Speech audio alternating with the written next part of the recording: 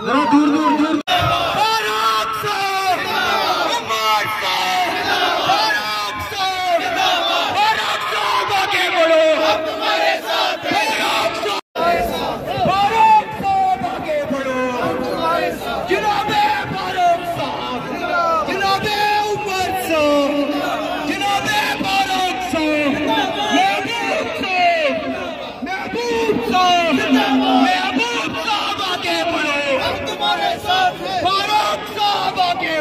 हम तुम्हारे साथ हैं। उमर साहब आगे बढ़ो, हम तुम्हारे साथ हैं। महबूब साहब आगे बढ़ो, हम तुम्हारे साथ हैं। महबूब साहब जिंदाबाद। जनाबे उमर साहब, महबूब साहब, महबूब साहब, जनाबे उमर साहब, जनाबे रत्नाल प्रकाश, जनाबे फारूक साहब, जनाबे फारूक साहब। जोनल वाइस प्रेसिडेंट फिदाई जनाब, आपका आज का मेजबान आपसे मुखातिब हूं। मैं इन तमाम हजरात का, फारूक साहब का, हमारे खालिद नजीब साहब सोरवर्दी साहब, रतन लाल जी गुप्ता, हमारे यूथ के प्रेसिडेंट, हमारे स्टेट के शाहीन साहब, डॉक्टर चमन लाल जी, जितने भी हजरात यहाँ हमारे बलेसा से इकबाल साहब हैं और महबूब साहब, सबका मैं मशकूर और ममनून हूँ। आप यहाँ तशरीफ लाए अपनी गुने को मसरूफियात के बावजूद। फारूक साहब, मैं आपसे गुजारिश करूंगा कि इसमें कोई शक नहीं, इस एजेंडे के नीचे जो है हम इस बार इलेक्शन लड़ने जा रहे हैं और हमें इस बार पूरा भरोसा है पहले अल्लाह ताला पे, उसके बाद इन लोगों पे। इस बार जो है 1977 के बाद जो है हम भद्रवाह कॉन्स्टिट्यूंसी से आपकी झोली में जो है इस बार ये अपना कैंडिडेट जो आपको हम जिता के भेज रहे हैं और ये हमारा वादा है। क्योंकि नेशनल कॉन्फ्रेंस जो है बेसिकली भद्रवाह जो है बेसिकली नेशनल कॉन्फ्रेंस ही थी। यहां पे हर घर में जो है नेशनल कॉन्फ्रेंस का झंडा हुआ करता था, लेकिन कुछ सियासी मजबूरियां कहें क्या कहें, उन हालात को मद्देनजर रखते हुए यहां पे जो है हमें पार्टी की तरफ से हुक्म हुआ, फिर कई बार उन्हें कैंडिडेट। हमारी सबसे पहले बड़ी डेवलपमेंट तो हमारे बच्चे हैं जो कि आज बीटेक, एमटेक, पीएचडी कर बेरोजगार हैं और जो कि आज से पहले नेशनल कॉन्फ्रेंस की हुकूमत हुआ करती थी, तब हमारे बच्चे जो हैं वो इतने परेशान नहीं हुआ करते थे। सर, हमारे साथियों ने तफसील में आपको सब कुछ बोल दिया है। सर, छोटी सी एक बात और। हाँ जी सर, महंगाई में एक सर एक्सक्यूज मी, 1 मिनट अगर मुझे देंगे तो मैं बोलूँगा। जैसे हमारे कुछ गरीब लोग ऐसे भी हैं वो सिर्फ 2 किलो स्कूल में थे, तो हमने आपको मलोठी तक लिया है, शायद आपको याद न हो, लेकिन तब भी और अब भी वो वादी आपको याद करती है, हमारे उमर साहब को याद करती है, हमारे नेशनल कॉन्फ्रेंस के हर वर्कर। ऐसे थोड़े छोटा सा वाक्य सुनाऊंगा, मुझे लगता है सबको समझ आएगी। जो लोग कहते हैं कि नेशनल कॉन्फ्रेंस ने 70 साल में क्या किया, 75 साल में क्या किया, तो मैं एक उनको कहावत सुनाऊंगा। मैंने पढ़ा है या सुना है कि हमारे एक बुजुर्ग होते थे, उनको पूरी कौम जो है बुजुर्ग मानती थी। अब नाम है उनका जानता नहीं, अब ये वाक्य सच्चा है झूठा है मैं जानता नहीं। अगर यहाँ मलकियत है तो जम्मू कश्मीर के लोगों का है, लेकिन आज बदकिस्मती ये रही है कि हम पर बुलडोजर चल रहे हैं, हमें बेरोजगारी से जूझना पड़ रहा है। हमारे पढ़े लिखे बेरोजगार नौजवान बच्चे ट्रेनिंग कर करके मायूसी का सामना कर रहे हैं, अपनी जगह रो रहे हैं, कहीं कोई रोजगार नहीं है।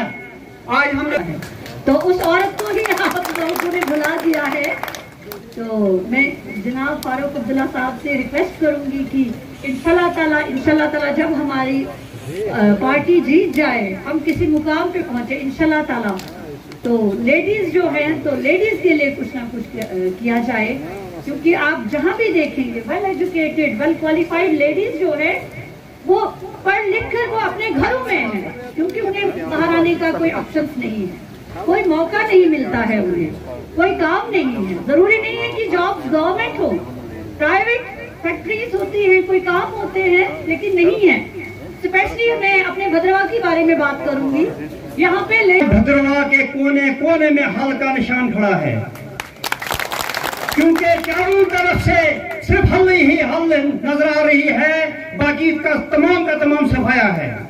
क्योंकि मैंने देखा अपने इलेक्शन में भी हमने देखा कि हम नेशनल कॉन्फ्रेंस के साथ रहे।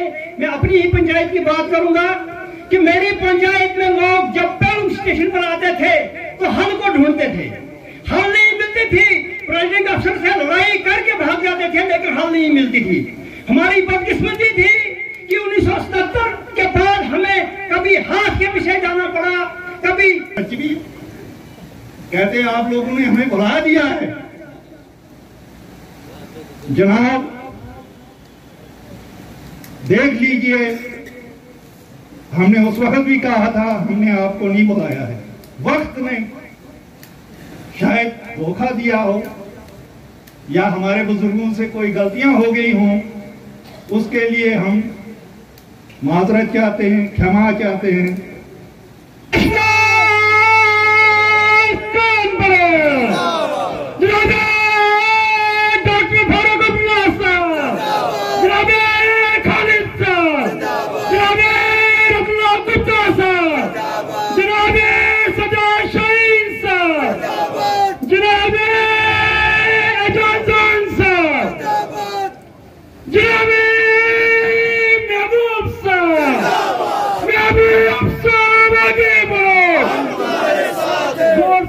महबूब साहब आगे बढ़ो, महबूब साहब आगे बढ़ो, महबूब साहब बल्ले बल्ले, बाकी सारे बल्ले बल्ले, महबूब साहब बल्ले बल्ले, बाकी सारे बल्ले बल्ले। आ गया बे आ गया, शेरे बब्बर चा गया बे चा गया, शेरे बब्बर छा गया। हमारा लीडर कैसा हो, महबूब साहब जैसा हो, हमारा लीडर कैसा हो, महबूब साहब जैसा हो, हमारा लीडर कैसा हो, महबूब साहब जैसा हो। जम्मू कश्मीर नेशनल कॉन्फ्रेंस जिंदाबाद जिंदाबाद। पार्टी प्रेसिडेंट, हमारे दिलों की धड़कन जनाब डॉक्टर फारूक अब्दुल्ला साहब, उनके हमरा आए हुए हमारे provincial president Ratanlal Gupta ji, provincial vice president Khalid Sarwar ji साहब, प्रोविंशियल यूथ प्रेसिडेंट जान साहब, शाहीन साहब, चमन लाल जी और बाकी जितने भी हजरात दोस्त हैं, उसके बाद तो और खास तौर इनके साथ जितने भी मेहमान यहाँ पे आए हैं, मैं भद्रा की तरफ से, भद्रा की एनसी पार्टी की तरफ से और अपने जितने यहाँ पे वर्कर्स आए हैं उन सब की तरफ से आपका दिल की अमी गहराई से स्वागत करता हूँ सर, आपका वेलकम करता हूँ। ये हमारी खुशकिस्मती है कि आज डॉक्टर फारूक अब्दुल्ला साहब हमारे बीच में हैं। हम चाहते थे कि इनके आने पे एक हम आलीशान यहाँ पे पब्लिक जलसा करते, लेकिन ये फिर यहाँ पे तशरीफ फरमा होंगे और हम एक यहाँ पे शानदार जलसा जो है पब्लिक का वो करेंगे। और मुझे उम्मीद है कि इस चीज़ का मौका इलेक्शन तक हमें उमर साहब और फारूक साहब बार बार देंगे।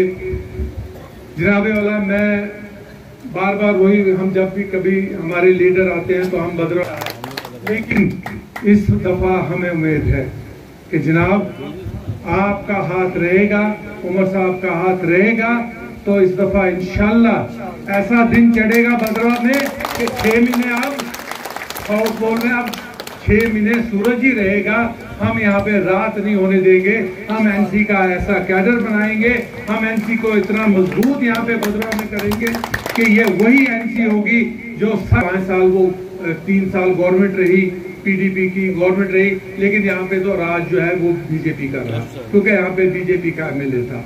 उसके बाद भी यहाँ पे बीजेपी का राज है। हमें समझ नहीं आती है कि एक ऐसी गवर्नमेंट है, अगर हम कहेंगे कुछ कि हमने ये चीज चाहिए, बोलते हैं जी गवर्नर रोड में कौन सुनता है। और अगर कहीं पे कोई इनॉग्रेशन, अब बताइए कौन से 3 टायर सिस्टम है, 2 टायर ही नहीं है, 1 टायर वाला कौन सा सर, ये कौन सी गाड़ी होती है जिसमें 1 ही टायर हो? हाँ, वो 1 टायर वाली गाड़ी जो है इस वक्त चल रही है। उन्होंने जनाब क्या किया कि इनका जो पंचायतों का हमारा पैसा था, अपने तौर पे ही हर पंचायत का 8-9 लाख रुपया काट के तो उसको पूल क्या कहाँ लगाया, जो है वो चला दी है, ये चला दिया है। अभी सर रिसेंटली वो फोरम फॉर ह्यूमन राइट्स उसकी लेटेस्ट रिपोर्ट आई है।